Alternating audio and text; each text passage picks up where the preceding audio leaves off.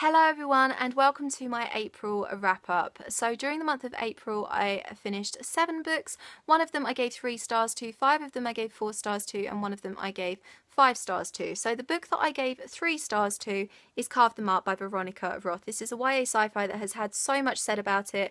Essentially it is about these 2 warring planets in this universe where there is this thing called the Current, which I guess is kind of like the Force in Star Wars in that it's inside life, the universe and everything, and the Current gifts people certain powers and abilities. So one of our main characters in this, Syra, has this gift where she feels constant chronic pain, but she can inflict that pain on other people just by touching them. So her tyrannical governor of her brother uses her as his weapon to torture his enemies. She meets a boy called Akos from the enemy planet who has the ability to take away her pain, and the more time that she spends with him, the more she learns that he and his people aren't this terrible race that she's always been led to believe, and she then helps him try to overthrow her brother's government. So that's the plot of this in a nutshell without any spoilers. I'm sure you can glean some of the issues that people have had with this book just from that, primarily the idea that people who suffer from constant pain would consider their condition a gift of any kind, and they certainly would not want to inflict it on other people like Syra's forced to do in this. There's also an issue with racism because Syra's race are described as dark-skinned but also violent and savage and uncivilized, whereas Akos is described as pale skinned, but he's like a kind of white savior because he can take the pain away. So there are a lot of very dark, contentious issues in this, but more than that, I just kind of had to force myself to read it. Like I hate not finishing books, but I didn't enjoy reading it. I don't know whether it's because I'm not really a massive fan of Veronica Roth as a writer. I didn't really like the Divergent trilogy. I liked the first book but not really the other two, and yeah, I just had a lot of issues with it that mean I don't think I'll be picking up the rest of the books in this series because it is the first in a new series. So yeah, I don't think I will be continuing with it. A novella that I gave 4 stars to this month is Every Heart a Doorway by Seanan Maguire. This has had a lot of really good reviews on BookTube recently. Essentially it's about a centre where parents send their children when their children claim to have been to this magical mystical land, and the parents are promised that their children will get help with their delusions, and the children are promised that they will be going to a place where they will belong and that they will be believed. So when this girl Nancy arrives at the centre, some strange things start happening. People go missing, murders happen, and it's just her basically essentially trying to navigate this strange place and understand what is happening. Some really great diverse characters in this. Nancy is asexual, there is a transgender character, there's exploration of sexuality and things like that. Really gorgeous little story, very eerie, very strange, but yeah, I'm really looking forward to seeing where this is going to go because there are going to be more books set in this world as well. So yeah, really excited for this one. A comic book that I gave 4 stars to this month is Saga Volume 7 by Brian K. Vaughan and Fiona Staples. I love Saga, which I know I've talked about a lot on my channel before. This latest instalment was no different. Very emotional, cliffhanger of an ending, and I'm really excited to see where they're going to take it after this. If you haven't read Saga but you like your sci-fi, romance, weird comic book series, I thoroughly recommend it. As I think I've said before though, if you're sensitive to graphic images of violence and sex, I probably wouldn't recommend it. But yeah, really enjoyed it, and it's very fast paced. It shows no signs of slowing down anytime soon, so I'm really excited to see what's next in this literal saga. Another book that I gave 4 stars to this month is Red Sister by Mark Lawrence. This is an ARC I got in my Illumicrate back in February, and it came out beginning of April. I did write a full review of it on my blog, so I will link that review in the description down below. Essentially this is an adult fantasy adventure historical kind of story. It's about a little girl who is saved from the gallows by a nun and sent to train at the convent as an assassin.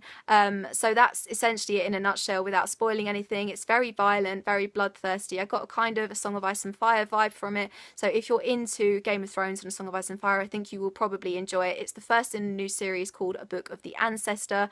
So yeah, really looking forward to seeing where it's going to go.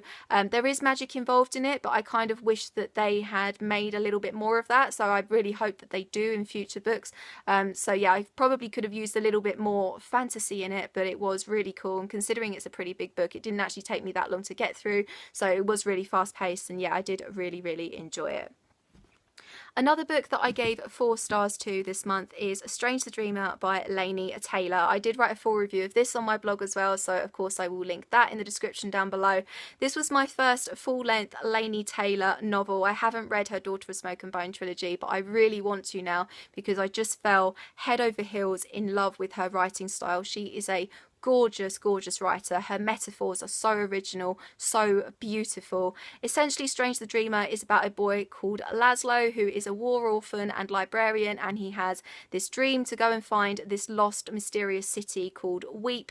And when a band of warriors appear in his town, he has this amazing opportunity to go with them to Weep and discover its mysteries. And there is another strand to this story about a group of children of deities who are living in a citadel, and they all have a myriad of strange but beautiful powers as well. And obviously these two story strands come together in a beautiful, tragic but beautiful ending.